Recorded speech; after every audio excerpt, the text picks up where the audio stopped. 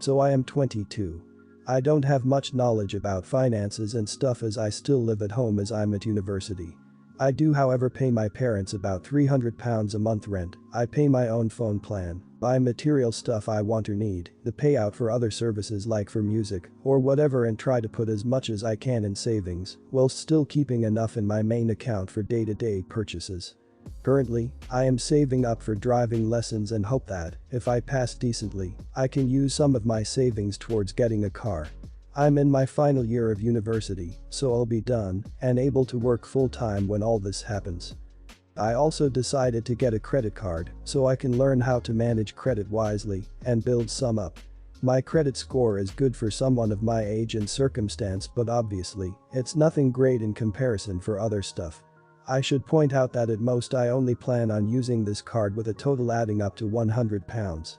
I've stuck to that so far and only actually used it twice with these purchases only adding up to £80 and I paid it off quickly. I do not plan on exceeding my limit anytime soon as I've heard far too many horror stories of people just using their credit card too much cause it was handy and getting into debt. The only people I disclosed this to was my dad as my mum has the tendency to blab to my brother and sister-in-law, both 28. She happened to overhear us talking one day, and before I knew it, my brother and sister-in-law got wind and asked me if they could use it. They both admitted they had debt spurred on by excessive credit card use and thought that, since I basically had nothing owed on mine, it was free money. I told them quite politely that I was really uncomfortable with that idea and that I would owe the money and I can't magic up that kind of money. Things went quiet until a few days later they both turned up at the house. They were nice to start with, but basically started demanding I let them use the card and they tried to manipulate my mother into guilting me into doing it. I got really angry and when my brother said I owe it to them because they used to babysit me up until a couple of years ago, I laughed in their faces and walked out. When I came home, I learned they tried to manipulate my dad and he kicked them both out. My mother then tried and he told her to go too and she is currently staying with my brother and sister-in-law. The only person on my side is my dad who tells me they're all trying to take me for a ride and they're trying to manipulate me cause I'm young and they think I'm vulnerable. My brother, sister-in-law, and mum on the other hand think it isn't a big deal letting someone else use my card. It's really messing with my head and I just want everyone to stop being in an argument. Am I the idiot? Not the idiot. Do not let them bully you into committing fraud. The only people to blame for their debts are themselves and if you let them use your card, they'll rack up further debt. They won't be liable as it'll be under your name, they've stacked up the costs so you'll be the one out of pocket and that'll damage your credit score even further. I think having a set limit is really mature and the smart thing to do. Do not give in for the love of God just because you're young and don't know much about credit and finance. Your dad is right. They're trying to take advantage of you. Definitely not the idiot. It's just like your dad said. They are trying to manipulate and use you. You owe them nothing. If they want payment for babysitting you then they need to get that money from your mom and dad. Which your dad is made clear won't happen. They're trying to use your credit or credit card and stick you with a bill. You already pointed out they can't manage their own finances and are already in debt. Stay away from these people. Not the idiot. If your mother feels so strongly about this, tell her to lead by example. After all, they did babysit you when you were young. They are trying to steal from you. Clear and simple. If they cannot pay off their own debts, no way they'll be good to paying you back. Your mother very much seems like an enabler. Taking on more debt is the least thing they need. You're doing exactly the right thing by both living within your means and keeping them from taking you down with them. When my older brother and were in high school mom explained that when we turned 18 and had graduated, whether we chose to go to college or not, she expected us to get a job and pay rent if we chose to stay home. That wasn't a problem because we were taught we have to earn what we want and plus because we'd be adults at that point, so it only made sense. Fast forward to last Christmas. We had a small gathering. Just my mom, 2 younger brothers, and me. The oldest couldn't be there as he joined the Air Force out of high school and is wherever they have him. So anyway, gifts were opened and everyone is just relaxing and whatnot. I'm talking to the brother after me. He's 18, turning 19 in February. I ask him about school, his major, and what he plans on doing. General small talk.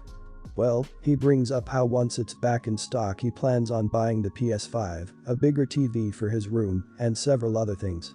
I chuckle and say that's a lot to drop in a single purchase, joking about if he can afford that and still pay rent. He gets confused and says he doesn't pay any rent and me want to confirm asks, and sure enough, he never paid anything for rent once he got a job after graduating. I dropped the conversation after that, but it didn't sit right with me, so on the 30th, I had called my mom and just asked her why she never charged my younger brother rent. The reasons and excuses I got from her were everything from you were more responsible at his age, so it made sense for you to pay he needs a head start in life. All of which honestly just made me even more upset, because I always felt she was softer on the younger two growing up, but it was mostly small things, so I never paid much attention to it. In the end I basically just yelled at her, saying she was always favoring them and being easier on them than she was when I was their age. I said until she pays back the 7 years of rent I paid to her then I don't want to speak to her. I guess she ended up telling people because after that call, I received a few calls from family members who say I was being an idiot, making my mom cry for doing her best as a parent, and etc. Even my older brother had called to say how much I ruined the holidays and I was just being greedy and that there's no way she can pay that back. I don't think I was wrong, but maybe I was a bit harsh. I had no problem paying the rent itself. I have a problem being the only one who was charged and looks like I will be the only one who was charged. Just seems completely unfair. I was paying for rent, a car, food, and putting what I could in savings. I was tough, but not cruel or anything. I learned to choose between wants and needs, which I think is great. So am I an idiot? I'm 27 male, I moved out after 25, and I paid $365 a month every month for the time I was living at home. Not the idiot. My parents did the same thing to me, not from 18 on, but when I moved back home for less than 8 months. I would have stayed longer, but I needed to get the hell out because my younger sister was living at home and the favoritism was insane.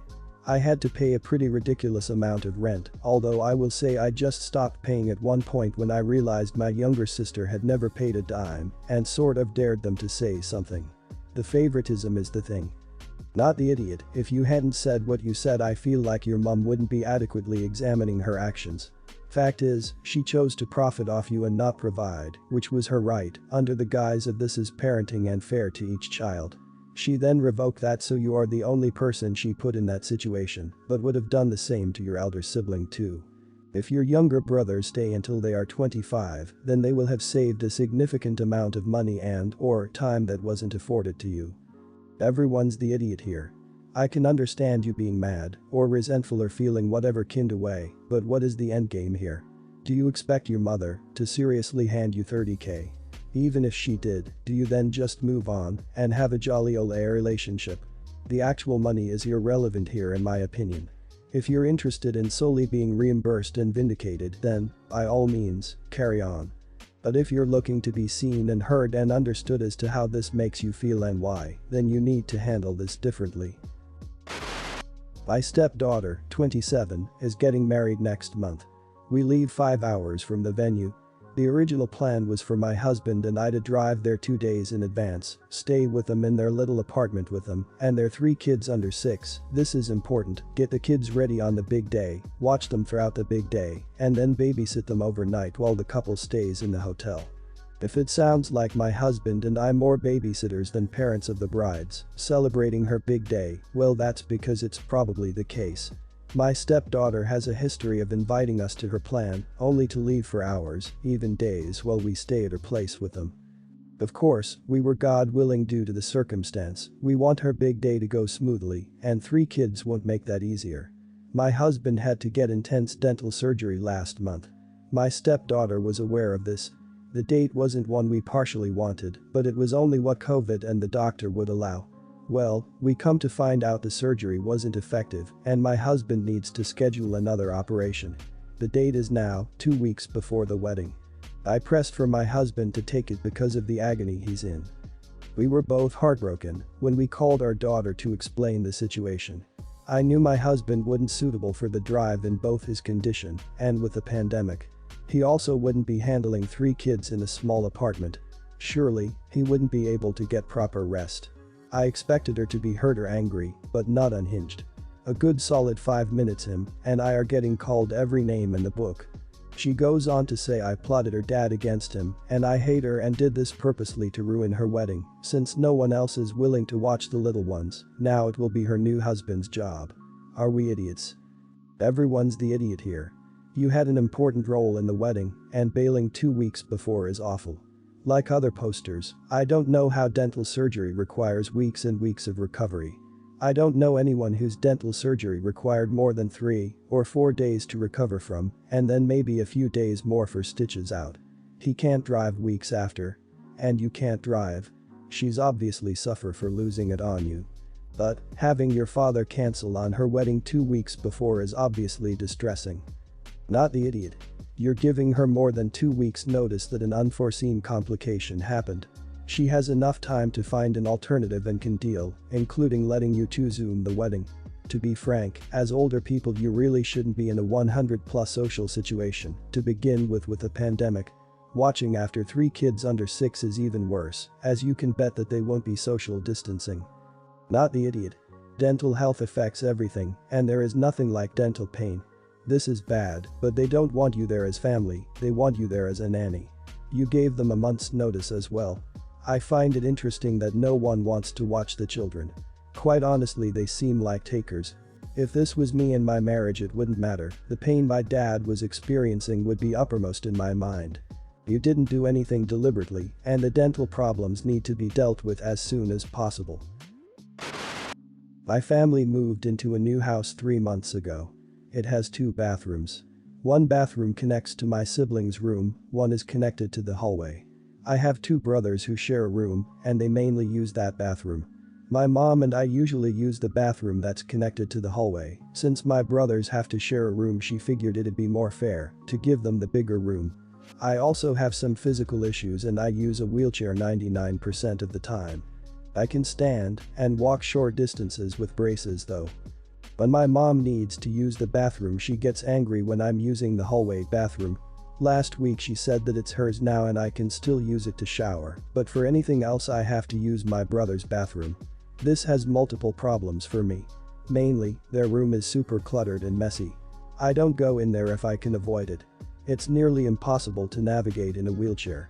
Their bathroom also doesn't have anything to make it more accessible.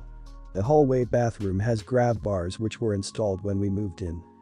I've asked my mom why can't she just use my brother's bathroom when I'm using the hallway one and she needs to go, but she says she shouldn't have to because she's the adult. She also said I'm being overdramatic when I complained about how difficult it is to go through their room. I asked that she at least make my brothers keep their room clean if I have to use their bathroom. At first, she did, but within just a few days she stopped and their room is messy again. The day was the last straw when I came through my brother's room and they had covered the majority of the room in a castle fort made of blankets suspended from their bed and different chairs. It's easy enough for them to get around, but not for me. I asked them repeatedly to move the fort so I could get through but they refused. I ended up using the hallway bathroom and getting yelled at by my mom. I yelled back for a bit, basically telling her that if she wants me to use the other bathroom, she'll have to start parenting my brothers so they stop leaving their stuff everywhere. This, unsurprisingly, didn't de-escalate the argument and she reiterated that I should swallow it up and said I should force them to move their stuff.